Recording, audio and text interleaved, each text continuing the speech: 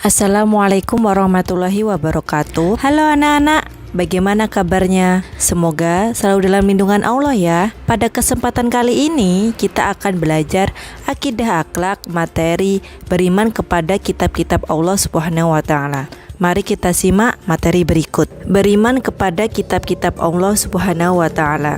Pengertian iman kepada kitab-kitab Allah adalah mempercayai dan meyakini sepenuh hati bahwa Allah telah menurunkan kitab-kitabnya kepada para nabi atau rasul yang berisi wahyu Allah untuk disampaikan kepada seluruh umat manusia. Beriman kepada kitab Allah adalah bagian dari rukun iman, yaitu rukun iman yang ketiga. Hukum beriman kepada kitab-kitab Allah adalah wajib. Kitab adalah kumpulan wahyu Allah yang disampaikan kepada para rasul melalui perantara malaikat Jibril untuk diajarkan kepada manusia sebagai petunjuk dan pedoman hidup. Di dalam kitab suci Al-Quran disebut bahwa terdapat kitab yang telah Allah turunkan sebelum Al-Quran, yaitu Zabur, Taurat, dan Injil. Kitab-kitab Allah. Kitab Taurat.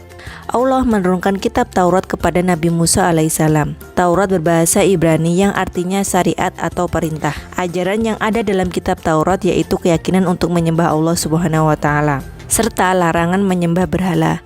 Kitab Taurat menyebutkan bahwa Nabi Muhammad adalah rasul terakhir. Kitab Taurat juga berisi petunjuk untuk membedakan antara yang benar dan yang salah. Kitab Zabur. Zabur secara bahasa artinya tulisan. Kitab Zabur diturunkan kepada Nabi Daud alaihissalam dalam bahasa Hebdi. Ajaran yang terdapat dalam kitab Zabur berupa zikir, doa, nasihat, hikmah, dan puji-pujian terhadap Allah Subhanahu wa taala. Kitab Zabur merupakan pedoman dari Allah yang berlaku pada umat Bani Israel pada masa Nabi Daud alaihissalam. Kitab Injil. Injil dalam bahasa Arab disebut Al-Bisyarah, artinya kabar gembira. Kitab Injil diturunkan kepada Nabi Isa alaihissalam dalam bahasa Yunani. Kitab Injil mengajarkan agar kaumnya hidup sederhana atau zuhud dan kembali mengesahkan Allah Subhanahu wa taala. Kitab ini diturunkan kepada Nabi Isa alaihissalam sebagai petunjuk dan tuntunan bagi kaum Bani Israel. Kitab Al-Quran. Pengertian Al-Quran menurut bahasa adalah bacaan atau sesuatu yang dibaca. Sedangkan menurut istilah Al-Quran adalah firman Allah Subhanahu wa taala yang diturunkan kepada Nabi Muhammad SAW sebagai sebuah mukjizat yang disampaikan melalui perantara malaikat Jibril untuk kemudian disampaikan kepada manusia. Membaca Al-Quran dinilai sebagai salah satu ibadah kepada Allah Subhanahu wa taala. Beriman kepada Al-Quran yaitu dengan meyakini bahwa Al-Quran benar-benar wahyu Allah, bukan karangan Nabi Muhammad SAW. Hikmah beriman kepada kitab-kitab Allah. Meningkatkan keimanan kepada Allah Subhanahu wa taala yang telah mengutus para rasul untuk menyampaikan risalahnya.